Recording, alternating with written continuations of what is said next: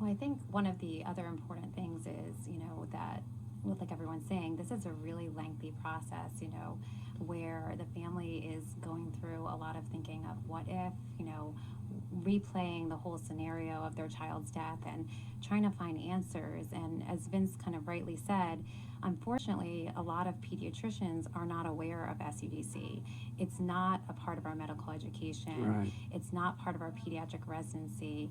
And so we need to be able to connect families with the SUDC Foundation where they can get support from other families who've experienced similar losses, and where they can participate, once the autopsy is complete, where they can potentially have the ability to participate in research opportunities. Um, it's can be up to 6 months before you get an autopsy result, and I think personally as a pediatrician, I didn't realize that, and that's such a long time for a family to be waiting. And there's a huge amount of variability in the experience of families during this time. So for some, they're getting regular updates from the medical examiner, and they feel like they're getting updated, and they at least feel like something's happening. Right. But there are families who don't receive any updates and the entire 6 months, and then at that end point they receive their autopsy.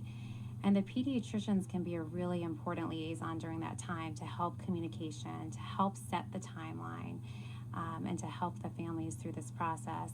And if they can connect the family to the SUDC Foundation and make that referral, the SUDC Foundation can actually be a liaison as well. They can help to navigate the communication between the family and the medical examiner. As a family member, when you're left from the ER with a phone number of a medical examiner, you then have to call, if the medical examiner hasn't reached out to you, you have to call and go through an answering service where you have to say, my child's died, this is their case number. That's a really big ask of a grieving family member. So I think the more people we can get to support the family and to say, we can help you with this process, the better we can do for these families.